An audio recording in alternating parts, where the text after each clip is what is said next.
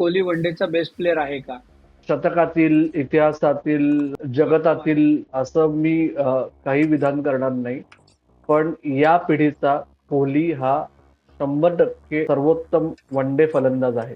आधीच्या पिढ्यांशी रूल्स वेगळे होते, कंडिशन्स वेगळ्या असायच्या.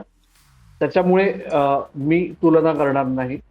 पण कोहली जेव्हापासून खेळायला लागला तेव्हापासून आजपर्यंत विराट कोहलीला तोड नाही वन डे क्रिकेटमध्ये फलंदाज म्हणून. आणि एक स्टेप पुढे जाऊन तुम्ही जर चेस म्हणलात, म्हणजे विचार करा ना, चेसमध्ये 8,000 धावा त्याने पूर्ण केल्या वन डे क्रिकेटमध्ये. म्हणजे भारताचा पहिला निश्वास, पहिली आशा काय पल्लवित झाली की पिच कसे बिहेव केलं तरी चेस आहे ना, ठीक आहे, विराट कोहली आहे असं तुम्हाला आम्हाला सगळ्यांना वाटलं ना.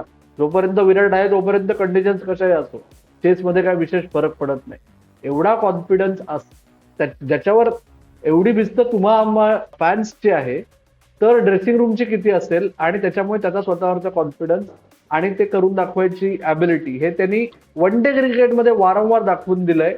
त्याच्यामुळे 2023च्या आधी मी स्वतः म्हणायचो विराट कोहलीला टेस्ट क्रिकेटमध्ये खरंच हवा की नाही यावर प्रश्नचिन्ह आहे, हे मी तेव्हा म्हणायचो. आणि तेव्हा हेही म्हणायचो की 2023 वर्ल्ड कप भारताने जर जिंकायचा असेल तर विराट कोहली शिवाय पर्याय नाही.